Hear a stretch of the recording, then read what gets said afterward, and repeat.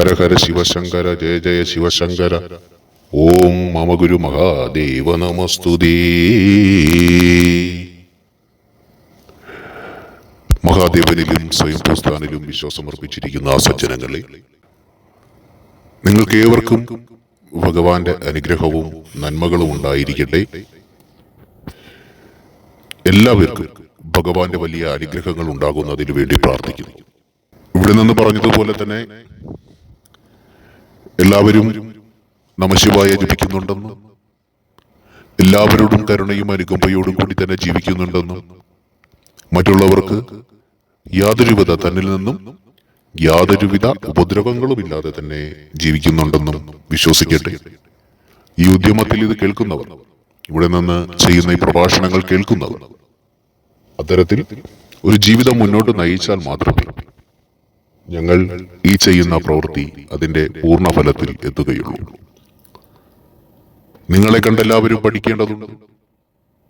ഗുരു നേരത്തെ പറഞ്ഞതുപോലെ തന്നെ നിങ്ങളുടെ സ്വഭാവങ്ങളിൽ മാറ്റം വരുത്തേണ്ടതുണ്ട്. നിങ്ങൾ എങ്ങനെ മാറി? നിങ്ങൾ പഴയ ആളല്ല. നിങ്ങൾ മഹാദേവന് തുല്യം ശോഭിക്കുന്ന, അല്ലെങ്കിൽ അമ്മ പാർവതീ ദേവിക്ക് തുല്യം ശോഭിക്കുന്ന ആ ഒരു സ്വഭാവമുള്ള, അല്ലെങ്കിൽ ആ ഒരു അനുകമ്പയുള്ള, സഹജീവി സ്നേഹമുള്ള ഒരു വ്യക്തിയായി തീരുമ്പോൾ എല്ലാവരും നിങ്ങളെ ശ്രദ്ധിക്കും. ഇവൾക്ക് അല്ലെങ്കിൽ ഇവന് ഇത്തരത്തിലൊരു മാറ്റം എങ്ങനെയുണ്ടായി എന്ന് അവർ ചിന്തിക്കും. അത് മഹാദേവനിൽ കൂടിയാണ് ഉണ്ടായതെന്നറിയുമ്പോൾ അവരും മഹാദേവനെ അറിഞ്ഞു തുടങ്ങും. ഇത്തരത്തിലൊരു മാറ്റം ഉണ്ടാകുന്നതിന് മുമ്പ് തന്നെ നിങ്ങൾ ചിന്തിക്കേണ്ട ഒരു കാര്യം, നിങ്ങൾ തന്നെയാണ് നിങ്ങളുടെ ഗുരുവും, നിങ്ങൾ തന്നെയാണ് നിങ്ങളുടെ ഈശ്വരനും, നിങ്ങൾ തന്നെയാണ് നിങ്ങളുടെ ഉയർച്ചയും, നിങ്ങൾ തന്നെയാണ് നിങ്ങളുടെ താഴ്ചയും, നിങ്ങൾ തന്നെയാണ് നിങ്ങളുടെ സന്തോഷവും, നിങ്ങൾ തന്നെയാണ് നിങ്ങളുടെ ദുഃഖവും എന്നുള്ളത് മനസ്സിലാക്കുക. സമൂഹമോ ലോകമോ കൂട്ടുകാരോ പിതാവോ മാതാവോ മക്കളോ ആരും നമുക്ക് സുഖവും തരുന്നില്ല, സന്തോഷവും തരുന്നില്ല, ആകുലതകളും തരുന്നില്ല, ഉയർച്ചയും തരുന്നില്ല, താഴ്ചയും തരുന്നില്ല. എന്നാൽ നമ്മൾ തന്നെയാണ് ഇതെല്ലാം നമ്മിൽ ഉണ്ടാക്കുന്നത്. ഒരാൾ സ്വന്തം ജീവിതത്തിൽ മടിപിടിച്ചിരുന്നു കൊണ്ട് ചെയ്യേണ്ട കാര്യങ്ങൾ ബുദ്ധിപൂർവം ചെയ്യാതെ ഇരിക്കുമ്പോൾ അയാൾ സ്വയം ദുഃഖത്തിലേക്ക് വീഴുകയും അയാൾ താഴ്ചയിലേക്ക് പോവുകയും ചെയ്യുന്നു. എന്നാൽ സ്വന്തം ജീവിതത്തിനെ ഉയർച്ചയിലെത്തിക്കണമെന്നും ദാരിദ്ര്യവും കഷ്ടപ്പാടുകളും ഇല്ലാതെയും മറ്റുള്ളവന്റെ മുന്നിൽ തലകുനിക്കാതെയും എനിക്കും ഈ ലോകത്ത് എന്റെ കഴിവുകൊണ്ട്, എന്റെ ഭഗവാന്റെ കൃപ കൊണ്ടും എന്റെ കഴിവുകൊണ്ടും എനിക്ക് മുന്നേറണമെന്നുള്ള ഒരു തോന്നൽ മനസ്സിലുണ്ടാകുമ്പോൾ അവിടെ ഭഗവാൻ വഴികൾ തുറന്നു തരികയും മുന്നിലേക്കുള്ള പാതകൾ വെടിപ്പാക്കി തരികയും ജീവിതത്തിൽ ഉയർച്ചയിലെത്തുവാനും കഴിയുന്നു. അതുകൊണ്ടാണ് ശ്രീകൃഷ്ണൻ കുരുക്ഷേത്ര ഭൂമിയിൽ പറഞ്ഞത്, അർജുന, നീ തന്നെയാണ് നിന്റെ താഴ്ചയും, നീ തന്നെയാണ് നിന്റെ ഉയർച്ചയും. മറ്റാരുമല്ല, മറ്റാർക്കും അതിൽ പങ്കില്ല. അതുകൊണ്ട് ഒന്നുമില്ലാതെ ഇരുന്നിട്ടും കയ്യിൽ പണമില്ലാതെ വരുമ്പോഴോ, അല്ലെങ്കിൽ എന്തെങ്കിലും രോഗങ്ങൾ ബാധിക്കുമ്പോഴോ, അല്ലെങ്കിൽ പുറത്തിറങ്ങാൻ പറ്റാത്ത സാഹചര്യം ഉണ്ടാകുമ്പോഴോ തന്റെ ഇടം വലം നിൽക്കുന്നവരെയോ മാതാപിതാക്കളെയോ മക്കളെയോ സമൂഹത്തെയോ ദോഷിച്ചതുകൊണ്ട് ഒരു ഫലവുമില്ല. അവരാരും നിങ്ങളെ ഉപദ്രവിച്ചിട്ടില്ല. നിങ്ങൾക്ക് വേണ്ടി ഒന്നും തന്നെ അവര് ദോഷമായിട്ടൊന്നും ചെയ്തിട്ടുമില്ല. ഓരോരുത്തരും അവരവരുടെ ജീവിതങ്ങൾ നോക്കി പോകുന്നു. നിങ്ങൾക്കും അങ്ങനെ പോകണം. അല്ലാതെ സമൂഹത്തെ നോക്കിയല്ല, മറ്റുള്ളവർ എന്ത് ചെയ്യുന്നു എന്ന് നോക്കിയല്ല. നിങ്ങൾക്ക് വേണ്ടി എന്ത് ചെയ്യുന്നു എന്നുള്ള കാര്യമാണ് കൃത്യമായി നോക്കേണ്ടത്. നമുക്ക് ഇന്ന് മഹാശിവപുരാണത്തിൽ നിന്നൊരു കഥ വായിച്ചു പോകാം. ഈ ചെറിയ ചെറിയ കഥകളൊക്കെ പറഞ്ഞു കഴിയുമ്പോൾ നമ്മൾ ശിവപുരാണത്തിലേക്ക് കടക്കണമെന്ന് ഗുരുവിന് ആഗ്രഹമുണ്ട്. പ്രഭാഷണങ്ങൾ തുടർന്നും പോകുവാനുള്ള ആരോഗ്യവും അതിൻ്റെതായ കഴിവുകളുമൊക്കെ ഉണ്ടാവുകയാണെങ്കിൽ തീർച്ചയായും അത്തരത്തിൽ തന്നെ അത് മുന്നോട്ട് പോകും. നമുക്ക് വൈശ്വാനരൻ എന്ന ഒരു മനുഷ്യനെ കുറിച്ച് പഠിക്കേണ്ടതുണ്ട്. നമുക്ക് വൈശ്വാനരനെ കുറിച്ച് മനസ്സിലാക്കാം. പണ്ട് നർമ്മദയുടെ തീരത്ത്, നർമ്മദാ നദി കേട്ടിട്ടുണ്ടല്ലോ, നമ്മുടെ നർമ്മദാ നദിയുടെ തീരത്ത് ധർമ്മപുരി എന്ന സ്ഥലത്ത് വെച്ച് വിശ്വനരൻ എന്ന് പേരുള്ള ഒരു പണ്ഡിതൻ ഭാര്യ സമേതം താമസിച്ചു വന്നു. അവർ വിവാഹിതരായി കാലം കഴിഞ്ഞിട്ടും കുട്ടികളൊന്നും ഉണ്ടായിരുന്നില്ല. ആ ദമ്പതികൾ തുല്യ ദുഃഖിതരായി തീർന്നു. അവർ പരമശിവ ഭക്തയായിരുന്നു. നോക്കണേ, ഭഗവാന്റെ ഭക്തിയിൽ യാതൊരുവിധ ചാഞ്ചല്യവും കാണിച്ചില്ല. അവർക്ക് ഒരു തലമുറയില്ലായിരുന്നു. പക്ഷെ എന്നിട്ടും ഭഗവാനെ കുറ്റപ്പെടുത്തുന്നില്ല. ഭഗവാൻ തരുന്നെങ്കിൽ തരട്ടെ. അതാ ഇവിടെ പറയുന്നത്. അവർക്ക് ഏറെക്കാലം കഴിഞ്ഞിട്ടും അവർക്ക് കുട്ടികളൊന്നും ഉണ്ടായിരുന്നില്ല. അവർ ഒരു പരമശിവ ഭക്തയായിരുന്നു, അല്ലെങ്കിൽ അവർ രണ്ടുപേരും പരമശിവ ഭക്തരായിരുന്നു. ഇത് അങ്ങനെ പറയുവാൻ കാര്യം, ഭഗവാന്റെ ഭക്തർക്കും പ്രശ്നങ്ങളൊക്കെ ഉണ്ട്, പക്ഷെ എന്നാലും ആ വിശ്വാസത്തെ അവർ കൈവിടുന്നില്ല. അങ്ങനെ ഒരു കുട്ടി ഉണ്ടാകുന്നതിന് വേണ്ടി ആ ദമ്പതികൾ ഭഗവാൻ ശിവന് നിത്യവും പൂജകൾ നടത്തി. അവരുടെ ആഗ്രഹം ഒന്നേയുള്ളൂ, ഒരു കുട്ടി ഉണ്ടാകുക എന്നത്. അങ്ങനെ ഏറെ കാലം കഴിഞ്ഞുപോയി. ഒരു ദിവസം വിശ്വനരന്റെ പത്നി ഇപ്രകാരം പറഞ്ഞു: നാഥ, ഒരു കുഞ്ഞിക്കാൽ കാണാൻ എത്ര നാളായി നമ്മൾ ആഗ്രഹിക്കുന്നു. നമ്മുടെ ദുഃഖം ഭഗവാൻ എന്തേ അറിയാത്തത്? അത് കേട്ട് ആ പണ്ഡിതൻ പറഞ്ഞു: നോക്കൂ, ഇതുപോലെ പലരും ഇവിടെ പരാതി പറയുന്നുണ്ട്. എനിക്കൊരു ജോലി കിട്ടാനായിട്ട് ഞാൻ എത്ര കാലമായി പ്രാർത്ഥിക്കുന്നു ഗുരുവേ. രാത്രിയും പകലും എപ്പോഴും ഞാൻ പ്രാർത്ഥിക്കുന്നു. ചില ആൾക്കാരുടെ ആഗ്രഹങ്ങൾ അത് വളരെ വലുതാണ്. അവർ പറയുന്നുണ്ട്, ഞാൻ എത്രയോ കാലം ഇരുന്ന് പ്രാർത്ഥിക്കുന്നു ഗുരുവേ, എന്റെ ആഗ്രഹങ്ങളൊന്നും സാധിച്ചു തരുന്നില്ലല്ലോ. ഞാൻ എന്തിനാ ഇങ്ങനെ പ്രാർത്ഥിക്കുന്നത്? ഈ പ്രാർത്ഥനയൊക്കെ മതിയാക്കിയിട്ട് മറ്റെന്തെങ്കിലും ആലോചിച്ചാൽ മതിയെന്ന് ഞാൻ ചിന്തിക്കുന്നു എന്നൊക്കെ പറഞ്ഞിട്ട്. അപ്പോൾ അതുപോലെ തന്നെ ഇവിടെ വിശ്വനരന്റെ പത്നി പറയുകയാണ്, ഇങ്ങനൊരു കുഞ്ഞിക്കാൽ കാണാൻ എത്ര നാളായി നമ്മൾ ആഗ്രഹിക്കുന്നു. നമ്മുടെ ദുഃഖം ഭഗവാൻ എന്തേ അറിയാത്തത്? അത് കേട്ട് പണ്ഡിതൻ എന്താ പറഞ്ഞേ? പ്രിയെ, ഭഗവാന്റെ അനുഗ്രഹം നേടണമെങ്കിൽ ഉത്തമമായ പ്രാർത്ഥനയാണ് ആവശ്യം. അതുകൊണ്ട് തന്നെ ഈ നേരത്തെ പറഞ്ഞ വഴിപാട്, പൂജ അല്ലെങ്കിൽ അത്തരം കാര്യങ്ങളൊന്നും ഉത്തമമായിരുന്നില്ല. അതെങ്ങനെയാ ഉത്തമമാക്കുന്നത്? അങ്ങനെ ചെയ്താലോ എന്ന് ഞാനും ആലോചിക്കുകയാണ്. എന്നാൽ അദ്ദേഹം അങ്ങനെ ചെയ്യുമ്പോൾ നമ്മുടെ അഭിലാഷം അദ്ദേഹം സാധിച്ചു തരാതിരിക്കില്ല. ഉത്തമമാക്കുക എന്ന് പറയുമ്പോൾ പണ്ടത്തെ കാലത്തൊക്കെ ആൾക്കാർ പുറത്തൊക്കെ പോയി ഏകാന്തമായ സ്ഥലത്ത് പോയി ഇരുന്ന് തപസ്സൊക്കെ ചെയ്യുമായിരുന്നു. എന്നാൽ ഇന്ന് അങ്ങനെയല്ല. ഇന്ന് നമ്മൾ പ്രാർത്ഥിക്കുന്ന സമയം ഉത്തമമുള്ളതാക്കി തീർക്കണം. നമ്മൾ ഭഗവാന്റെ മുന്നിൽ ഇരിക്കുമ്പോൾ നമുക്ക് ലഭിച്ചിരിക്കുന്ന സമയത്തെ നമ്മൾ ഉത്തമമുള്ളതാക്കി മാറ്റണം. മറ്റുള്ളതൊന്നും മനസ്സിലേക്ക് വലിച്ചിടാതെ നമ്മൾ ആ ഭഗവാന് കൊടുക്കുന്ന സമയം ഉത്തമമുള്ളതാക്കി മാറ്റുക. അല്ല, നിങ്ങൾ ഒരു ദിവസം പ്രാർത്ഥിച്ചില്ല, 2 ദിവസം പ്രാർത്ഥിച്ചില്ല, 3 4 1 മാസമോ നിങ്ങൾ ഭഗവാനെ വിളിച്ചില്ല എന്ന് കരുതി ഭഗവാൻ ഒന്നുമില്ല, നിങ്ങൾക്കും ഒന്നുമില്ല.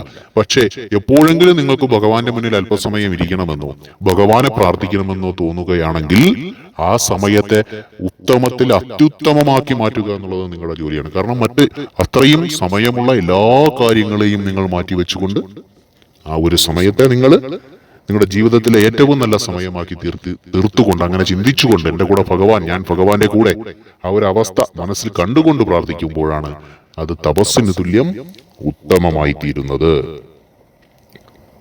ഭർത്താവിന്റെ ആഗ്രഹത്തിനൊരിക്കലും അതായത് ആ ഒരു സ്ത്രീ എതിരായിരുന്നില്ല, അതിന് തടസ്സം നിൽക്കാനും പോയില്ല. അങ്ങനെ ഭാര്യയുടെ സമ്മതം വാങ്ങി എന്തു ചെയ്തു? വിശ്വനരൻ കാശിയിലേക്ക് പുറപ്പെട്ടു. അവിടെ എത്തി ഭഗവാൻ ശിവനെ മാത്രം ധ്യാനിച്ചുകൊണ്ട് കഠിനമായ തപസ്സനുഷ്ഠിച്ചു തുടങ്ങി. എന്തുകൊണ്ടാ കാശിക്ക് പോയത്? കാരണം വിശ്വനരന് വേണമെങ്കിൽ വീട്ടിലിരുന്ന് ഇത്രയും കാലം വീട്ടിലൊക്കെ ഇരുന്നാ ചെയ്തത്, അല്ലെങ്കിൽ ഇത്രയും കാലം അവര് കുടുംബത്തിലൊക്കെ ഇരുന്നാ ചെയ്തത്. പക്ഷേ തനിക്ക് മാത്രം ഏകാന്തമായി ഒരു സ്ഥലത്ത് പോയിരുന്ന് അത് ചെയ്യണമെന്നുള്ളൊരു ആവശ്യം വന്നതുകൊണ്ടാണ് അത്തരത്തില് ചിന്തിച്ചത്. കാരണം തൻ്റെ ദൈനംദിന പ്രവൃത്തികൾ, ഭാര്യയുമായിട്ടുള്ള സഹവാസം, ഇതിലൊക്കെ എപ്പോഴെങ്കിലും ആ പ്രാർത്ഥനയ്ക്കോ അല്ലെങ്കിൽ ആ ഒരു തപസ്സിനൊരു മുടക്കമുണ്ടാകുന്നുണ്ടോ എന്നുള്ളൊരു ഭയം അല്ലെങ്കിൽ ഒരു ചിന്ത. അങ്ങനെയാണ്. അപ്പോൾ അതിനെ ഒന്നുകൂടി ക്ലിയർ ആക്കുക എന്നുള്ളതാണ്, അല്ലെങ്കിൽ അതിനെ ഒന്നുകൂടി നന്നാക്കുക എന്നുള്ളതാണ് വിശ്വനരൻ ആഗ്രഹിച്ചത്. അങ്ങനെ എന്ത് ചെയ്തു? കാശിയിലേക്ക് പുറപ്പെട്ടു. അവിടെ എത്തി ഭഗവാൻ ശിവനെ മാത്രം ധ്യാനിച്ചു, പ്രാർത്ഥന തുടങ്ങി. ഓം നമഃ ശിവായ എന്ന പഞ്ചാക്ഷരി മന്ത്രം മാത്രം, അതായത് വേറെ ഒന്നുമില്ല. അതുകൊണ്ടാണ് മക്കളെ ഗുരുവിടെ നിന്ന് എല്ലാവരോടും പറയുന്നത് ഓം നമഃ ശിവായ എന്ന പഞ്ചാക്ഷരി മന്ത്രം മാത്രം. നിങ്ങൾ മറ്റൊരു മന്ത്രത്തിലോട്ടും പോകണ്ട. അങ്ങനെ എന്തെങ്കിലും ആവശ്യമുണ്ടെങ്കിൽ നിങ്ങളുടെ സമയവും കാലവും നോക്കി ഇവിടുന്ന് അത് പറഞ്ഞു തരുന്നുണ്ട്. അതെല്ലാവർക്കും മന്ത്രം ജപിക്കാൻ കഴിയില്ല. അത്തരത്തിൽ ആവശ്യമുള്ളവർക്ക് മാത്രമാണ് അത് ജപിക്കുവാനായിട്ട് കഴിയുന്നത്. അതുകൊണ്ട് തന്നെ നിങ്ങൾ ഓം നമഃ ശിവായ മന്ത്രം മാത്രം ജപിക്കുക. അത് വിശ്വാസത്തോടു കൂടി ജപിക്കുക. ഈ മന്ത്രം ജപിക്കുമ്പോൾ എന്റെ ഗതി തന്നെ മാറും, എന്റെ ഗതി മാറ്റപ്പെടും എന്ന് കണ്ടുകൊണ്ട് നിങ്ങൾ ജപിക്കുക. അങ്ങനെ അത്തരത്തിൽ ഓം നമഃ ശിവായ എന്ന മന്ത്രം ഉരുവിട്ടുകൊണ്ട് അയാൾ വളരെ കാലം തപസ് ചെയ്തു. അതിന്റെ ഫലമായി സന്തുഷ്ടനായ ശിവൻ ആ പണ്ഡിതന്റെ മുന്നിൽ പ്രത്യക്ഷപ്പെട്ടു. എന്താണ് വരം വേണ്ടതെന്ന് ചോദിച്ചു. അപ്പോൾ പറഞ്ഞു, ഭക്തവത്സലനായ ഭഗവാൻ, എനിക്ക് അങ്ങേക്ക് തുല്യനായ ഒരു പുത്രൻ ഉണ്ടാകാൻ അനുഗ്രഹിക്കണം. നോക്കണം, ഇത് അഹങ്കാരമാണോ? അല്ല. ഭഗവാന് തുല്യനായ ഒരു പുത്രൻ എന്ന് പറയുമ്പോൾ ഭഗവാന് തുല്യനായി ഭഗവാൻ മാത്രമല്ലേ ഉള്ളൂ. അപ്പോൾ ഇവിടെയാണ് മനസ്സിലാക്കേണ്ടത്, നമ്മളും ഭഗവാനും ഒക്കെ ഒന്നായി കഴിയുമ്പോൾ ഭഗവാനും നമ്മളും തുല്യതയ്ക്ക് പോലും വ്യത്യാസമില്ല, ഒന്നാണ്. ആ ഒരു സ്നേഹവും ഭക്തിയും നമ്മൾ കൊടുത്ത് പ്രാർത്ഥിക്കുമ്പോൾ തുല്യമാണ്, അതിനകത്തൊരു വേർതിരിവില്ല.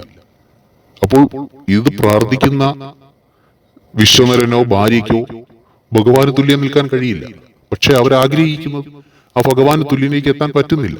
എന്നാൽ ഭഗവാന് തുല്യനായൊരു പുത്രനെ എന്ന് പറയുമ്പോൾ എല്ലാ കാര്യത്തിലും പ്രപഞ്ച സൃഷ്ടാവ് എന്നുള്ള ഒരു സ്ഥാനത്തേക്ക് എത്തണമെന്നല്ല ഉദ്ദേശിച്ചത്.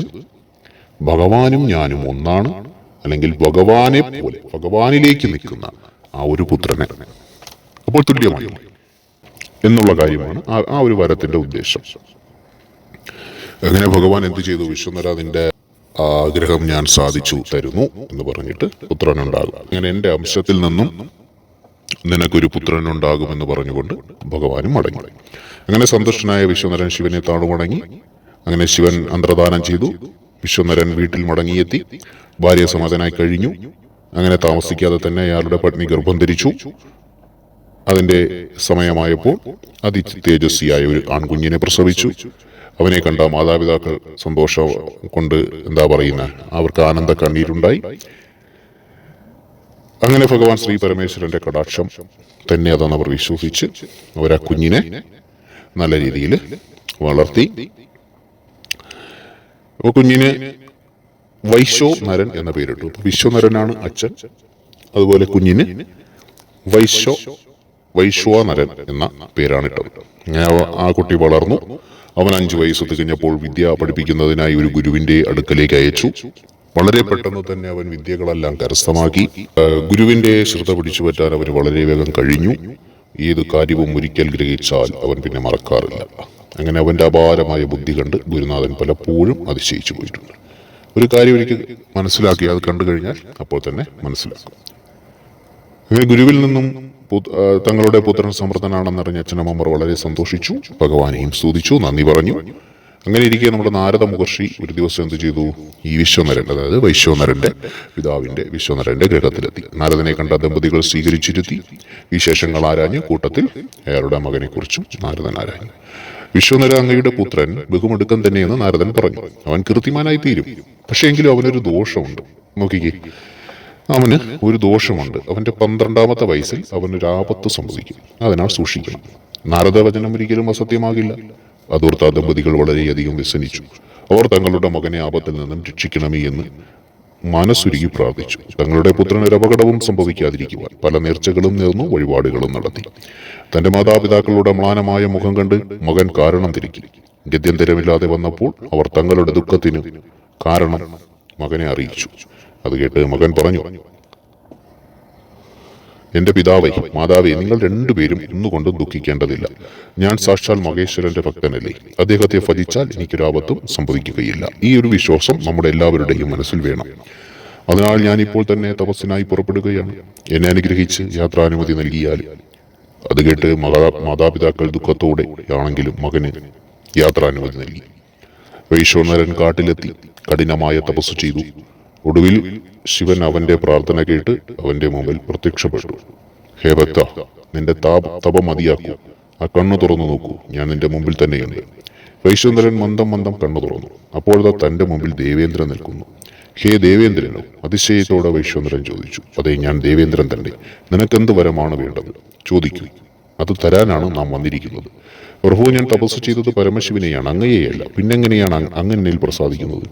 ഓഹോ, അത് കൊള്ളാം. ഞാൻ എല്ലാ ദേവന്മാരുടെയും ദേവനാണെന്ന കാര്യം നിനക്കറിയില്ലേ? എനിക്ക് തരാൻ പറ്റാത്തതായി ഈ ലോകത്തിൽ ഒന്നുമില്ല. പിന്നെ എന്തിനാ നീ ചോദിക്കാൻ മടിക്കുന്നു എന്ന് ഇന്ദ്രൻ ചോദിച്ചു. അഹങ്കാരിയായ ദേവേന്ദ്രന്റെ ഈ വാക്ക് കേട്ട് വൈശ്വനരന് പുച്ഛം തോന്നി. കുമാരൻ പറഞ്ഞു, എനിക്ക് അങ്ങയുടെ ഒരു വരവും ആവശ്യമില്ല.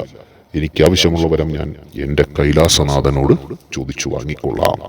ഈ ഒരു കാര്യം എല്ലാവരും ചിന്തിക്കുക. പലരും നമ്മുടെ മുന്നിൽ അവിടെ അത് ചെയ്തു തരാം, ഇവിടെ ഇത് ചെയ്തു തരാം, നീ അങ്ങോട്ട് വാ, അവിടെ കുറച്ച് അത്ഭുതം നടക്കുന്നുണ്ട്, ഇങ്ങോട്ട് വാ, ഇവിടെ കുറെ അത്ഭുതം നടക്കുന്നുണ്ട് എന്നൊക്കെ പറഞ്ഞു വിളിക്കുമ്പോൾ ചിന്തിക്കേണ്ട ഒരു കാര്യമുണ്ട്, പ്രവർത്തിക്കേണ്ട ഒരു കാര്യമുണ്ട്, അറിയേണ്ട ഒരു കാര്യമുണ്ട്. ഞാൻ നിങ്ങളിൽ നിന്ന് ഒന്നും ആവശ്യപ്പെട്ടില്ല. എനിക്കുള്ളത് എന്റെ പരമശിവനിൽ നിന്ന് ഞാൻ ചോദിച്ചു വാങ്ങിച്ചു കൊള്ളാം, ചോദിച്ചു വാങ്ങിക്കണം എന്നാണ് പറയുന്നത്. മനസ്സിലായോ? എന്ന് പറഞ്ഞിട്ട് ഗുരു നേരത്തെ പറഞ്ഞ പോലെ ആവലാതിയോടെ കരഞ്ഞ് നിലവിളിച്ചല്ല വാങ്ങേണ്ടത്. സന്തോഷത്തോടുകൂടി ഭഗവാനെ, ആ ഒറ്റ വിളിയിൽ ചോദ്യമായി. നിങ്ങളുടെ ഇല്ലായ്മകൾ ഭഗവാൻ കാണുന്നുണ്ട്. വിളിക്കുന്നതിന്റെ ആ ഒരു സംശുദ്ധി അനുസരിച്ച് തന്നെ നിങ്ങളുടെ ജീവിതത്തിന്റെ ഗതിയെ മാറ്റാൻ പറ്റുന്ന രീതിയിൽ ഭഗവാൻ ഇടപെടും. അതങ്ങനെ സംഭവിക്കുകയുള്ളൂ. അങ്ങനെ വൈശ്വനരന്റെ വാക്ക് കേട്ട് ഇന്ദ്രൻ കോപിഷ്ഠനായി. നിനക്ക് ഇത്രയൊക്കെ ധിക്കാരമോ, ഞാനിപ്പോൾ കാണിച്ചു തരാമെന്ന് പറഞ്ഞ് എന്തു ചെയ്തു? ഇന്ദ്രൻ വജ്രായുധം എടുത്തു. ഈ വജ്രായുധം എന്ന് പറഞ്ഞാൽ നമ്മുടെ ആകാശത്ത് കാണുന്ന മിന്നൽ പിണർ പോലെ അത്രയും ശക്തിയുള്ള ഒരു ആയുധമാണ്. അങ്ങനെ ആ വജ്രായുധം എടുത്ത് ആ വൈശ്വനരന് നേരെ ഓങ്ങുകയും ആ നിമിഷം വൈശ്വനരൻ മോഹാലസ്യപ്പെട്ട് നിലത്ത് വീണു. കാരണം അത്രയ്ക്ക് ശക്തിയാണ് ആയുധത്തിന്. ഇന്ദ്രന്റെ സ്ഥാനത്ത് പരമേശ്വരൻ പ്രത്യക്ഷപ്പെട്ടു. അപ്പോൾ ഇന്ദ്രൻ അവിടെ നിന്ന് മാറി ആ സ്ഥാനത്ത് സാക്ഷാൽ പരമേശ്വരൻ പ്രത്യക്ഷപ്പെട്ടു. ഭഗവാൻ പറഞ്ഞു, മകനെ വൈശ്വനര എഴുന്നേൽക്കൂ. വൈശ്വനരൻ ഉറക്കത്തിൽ നിന്നുണർന്ന പോലെ ചാടി എഴുന്നേറ്റു. തന്റെ മുന്നിൽ നിൽക്കുന്ന സാക്ഷാൽ ശങ്കരനെ കണ്ട് സന്തോഷത്താൽ അവന്റെ കണ്ണുകളിൽ നിന്നും ആനന്ദ ബാഷ്പം ഒഴുകി. അവൻ ആ തൃപ്പാദങ്ങളിൽ വീണ് നമസ്കരിച്ചു. ഭഗവാൻ അവനെ പിടിച്ചെഴുന്നേൽപ്പിച്ചുകൊണ്ട് പറഞ്ഞു, നിനക്ക് എന്നിൽ എത്രമാത്രം ഭക്തിയുണ്ടെന്ന് പരീക്ഷിക്കുവാൻ വേണ്ടി മാത്രമാണ് ഞാൻ നിന്റെ മുന്നിൽ ദേവേന്ദ്രനായി പ്രത്യക്ഷപ്പെട്ടത്. നീ എന്റെ പരീക്ഷയിൽ വിജയിച്ചിരിക്കുന്നു. മേലിൽ നിനക്കൊരാപത്തും സംഭവിക്കുകയില്ല. എന്റെ ഭക്തരിൽ നീ ഉത്തമനാകും. ദേവകളിൽ നീ പ്രധാനിയുമായി തീരും. സന്തോഷമായി മടങ്ങുക എന്ന് പറഞ്ഞ് ശിവൻ അവനെ അനുഗ്രഹിച്ചു. വൈശ്വനരൻ ശിവനെ വണങ്ങി സ്വവസതിയിലേക്ക് മടങ്ങിപ്പോവുകയും ചെയ്തു. അപ്പോൾ ഭഗവാന്റെ പരീക്ഷണം എന്താണ് ഇവിടെ നടന്നത്? മറ്റൊരു ആവേശത്തിൽ വന്നിട്ട് വാഗ്ദാനങ്ങൾ നൽകുകയാണ്. ഇത് തന്നെയാണ് നമ്മുടെ ഇടയിലും സംഭവിക്കുന്നത്. നമ്മൾ ഭഗവാനെ ധ്യാനിച്ചിരിക്കും, ഭഗവാൻ വരില്ല. ഭഗവാൻ ഏറ്റവും കൂടുതൽ വിളിക്കും, ഭഗവാൻ വരില്ല. ഭഗവാൻ ഇതൊക്കെ കണ്ടുകൊണ്ടിരിക്കുക. എന്നാൽ എന്ത് ചെയ്യും? അപ്പോഴാണ് പെട്ടെന്ന് ഒരു വഴിമാറ്റം എന്നതുപോലെ മറ്റൊരു വ്യക്തിയോ അല്ലെങ്കിൽ മറ്റൊരു പോയിന്റോ നമ്മുടെ മുന്നിലേക്ക് വരുന്നത്. നമ്മൾ പെട്ടെന്ന് ചിന്തിക്കും, അതിലോട്ടങ്ങ് പോയാലോ, ആ വഴി അങ്ങ് പോയാലോ. പക്ഷെ അത് ഭഗവാൻ തന്നെ വിടുന്നതാണ്.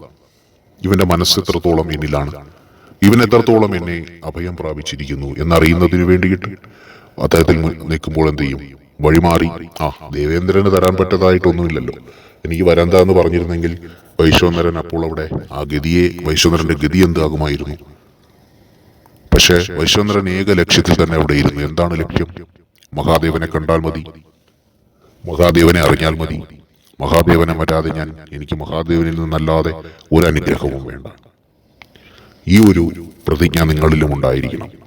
വേഷപ്രച്ഛന്നരായും അല്ലെങ്കിൽ നിങ്ങളുടെ മനസ്സിന്റെ മുന്നിലോ നിങ്ങളുടെ കൺമുന്നിലോ മറ്റെന്തെങ്കിലും ഒരു അവസ്ഥ മുന്നിൽ വരുമ്പോൾ മഹാദേവനെക്കാളും എനിക്ക് ഇത് പ്രാർത്ഥിച്ചിരുന്നതിന്റെ കാര്യമില്ലല്ലോ, അതേ നിൽക്കുന്നില്ലേ, ചോദിക്കാം എന്ന് പറഞ്ഞ് പോകണ്ട. ഭഗവാൻ വരും. ഭഗവാൻ തരുന്നത് ഒരിക്കലും നശിക്കാത്തതുമായിരിക്കും. അതുപോലെ തന്നെ ഈ കഥയിൽ നിന്ന് നമുക്ക് മനസ്സിലാക്കാൻ പറ്റുന്ന മറ്റൊരു കാര്യമാണ് ചില ആപത്തുകൾ. 12ാമത്തെ വയസ്സിൽ ഒരാപത്ത് സംഭവിക്കും. ഭഗവാൻ അനുഗ്രഹിക്കുന്ന ഒരു വ്യക്തിക്കാണെങ്കിൽ ആപത്തും അനുഗ്രഹമായി മാറും. മനസ്സിലായോ? നിങ്ങൾ നമഃശിവായ ജപിക്കുന്ന ഒരു വ്യക്തിയാണെങ്കിൽ നിങ്ങൾക്ക് മുന്നിലേക്ക് വരുന്ന ആപത്തിന് ഏത് പ്രവാചകൻ എന്തൊക്കെ പ്രവചിച്ചാലും നിങ്ങൾക്കും മുന്നിൽ വരുന്ന എല്ലാ ദുരിതങ്ങളും ആപത്തുകളും നിങ്ങളുടെ അനുഗ്രഹമാക്കി തീർക്കും ഭഗവാൻ. നോക്കൂ, അപ്പോൾ 12ാമത്തെ വയസ്സിൽ ആ ആപത്ത് എന്നതുകൊണ്ട് ഉദ്ദേശിച്ചത് ആ വജ്രായുധത്തിൽ നിന്നൊരു മിന്നൽ പിണറേറ്റ് മോഹാലസ്യപ്പെട്ട് വീണു എന്നിവിടെ പറയുന്നുണ്ടെന്നെങ്കിലും അതാണ് നാരദൻ പ്രവചിച്ച 12ാമത്തെ വയസ്സിലെ ആപത്ത് എന്നിരിക്കും.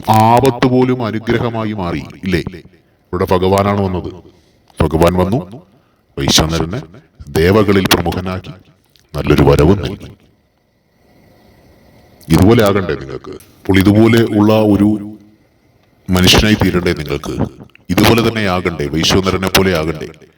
ആകണമെങ്കിൽ ഓം നമഃശിവായ എന്ന് മാത്രം ജപിച്ചാൽ മതി. അങ്ങനെ ഈ 2 തത്വങ്ങൾ നമുക്ക് ഈ കഥയിൽ കൂടി ഭഗവാൻ നമ്മെ പഠിപ്പിക്കുന്നു. ഒന്ന്, എന്നെ അറിഞ്ഞാൽ, ഭഗവാനെ അറിഞ്ഞാൽ നിന്റെ മുന്നിൽ വരുന്ന ആപത്തുകൾ പോലും അനുഗ്രഹമായി തീരും. നമ്മുടെ മുന്നിൽ വരുന്ന ആപത്തുകൾ പോലും നമുക്ക് അനുഗ്രഹമായി തീർക്കും ഭഗവാൻ. പ്രലോഭനങ്ങൾ പലതും നമ്മുടെ മുന്നിൽ വന്നാലും ഏകവിശ്വാസവും ഏകലക്ഷ്യവും മഹാദേവനാണ് പിതാവ് എന്നുള്ള ആ ഒരു ഏകവിശ്വാസത്തിൽ നിങ്ങൾ മുന്നോട്ട് പോകുമ്പോൾ നിങ്ങൾക്ക് യാതൊരു അപകടവും സംഭവിക്കുകയുമില്ല. ഈ ഒരു രണ്ട് കാര്യങ്ങൾ മനസ്സിലാക്കുന്നതിന് വേണ്ടിയാണ് ഗുരു ഇന്നിവിടെ ഈ കഥ പറഞ്ഞത്. ഇത് നിങ്ങളിലേക്കുള്ള ഭഗവാന്റെ വിശ്വാസം ഏറെ വർദ്ധിപ്പിക്കട്ടെ. നിങ്ങൾക്ക് താങ്ങും തണലുമായി ഭഗവാനും അമ്മയും കൂടെയുണ്ട്. ആ താങ്ങും തണലിലും തന്നെ നിങ്ങൾ നിൽക്കണം. അപ്പുറത്ത് ചിലപ്പോൾ അക്കരെ പച്ച എന്ന് കണ്ട് പലതും വന്നാലും ഭഗവാന്റെ പച്ച എന്ന് പറയുന്നത് എന്നും ഉള്ളതാണ്. അതുകൊണ്ട് എന്തൊക്കെയാണെങ്കിലും ഭഗവാനെ മുറുകെ പിടിക്കുക. ഭഗവാന്റെ വിശ്വാസം എത്തരത്തിലാണ് ഇവിടെ വന്ന് നിൽക്കുന്നവർ, ഇവിടെ ഗുരുവിനെ അറിഞ്ഞവർ, അല്ലെങ്കിൽ ഭഗവാനെ ഗുരുവിൽ കൂടി അറിഞ്ഞവർ, ഏത് രീതിയിലാണ് വിശ്വാസത്തെ കൊണ്ടുപോകുന്നതെന്ന് മുൻകാല പ്രഭാഷണങ്ങളിൽ കൂടിയും അവരുടെ അനുഭവങ്ങളിൽ കൂടിയും ഒക്കെയും ഇവിടെ പറഞ്ഞു തന്നിട്ടുണ്ടല്ലോ. അതുകൊണ്ട് എന്തു വന്നാലും ഭഗവാനെ മുറുകെ തന്നെ പിടിച്ചിരിക്കുക. ഇപ്പോഴുള്ള കഷ്ടതകളും ദുരിതങ്ങളും ഒക്കെയും നിങ്ങൾക്ക് ഭഗവാൻ അനുഗ്രഹമാക്കി തീർക്കും. ഇപ്പോഴുള്ള ഇല്ലായ്മയും വറുതിയും ഒക്കെയും നാളേക്ക് ഭഗവാൻ അനുഗ്രഹമാക്കി തീർക്കും. ഇപ്പോഴുള്ള ഈ രോഗങ്ങളും ദുരിതങ്ങളും ഒക്കെയും മാറ്റിയിട്ട് ഭഗവാൻ അതെല്ലാം നാളത്തേക്കുള്ളൊരു വലിയ അനുഗ്രഹമാക്കി നിങ്ങൾക്ക് തരും. നിങ്ങളുടെ ഇപ്പോഴത്തെ എല്ലാ മാനസിക വിഷമങ്ങളും നിങ്ങൾ നമഃശിവായ ജപിച്ചു കൊണ്ടിരിക്കുമ്പോൾ നിങ്ങൾക്കത് നാളെ വലിയൊരു അനുഗ്രഹമായി തന്നെ മാറും. നിങ്ങളുടെ ആപത്തുകളൊക്കെയും ഭഗവാൻ വലിയ അനുഗ്രഹമാക്കി തീർക്കും. അങ്ങനെ ഭഗവാന്റെ എല്ലാ അനുഗ്രഹവും നിങ്ങൾക്ക് ഏവർക്കും ഉണ്ടാകട്ടെ. എല്ലാവർക്കും വേണ്ടി പ്രാർത്ഥിക്കുന്നു. രക്ഷകൻ മഹാദേവനാണ്. ഓം ഹരഹര ശിവശങ്കര, ജയ ജയ ശിവശങ്കര. ഓം കൈലാസവാസ, ഓം സർപ്പധാരി, ഓം ഭസ്മഭൂഷണ, ഓം ഗംഗാധര, ഓം ജഡാധര, ഓം ത്രിനേത്ര, ഓം ത്രിശൂലനാഥ, ഓം ഉമാമഹേശ്വര ഭഗവാനേ, അഘോരമൂർത്തി ഭഗവാനേ.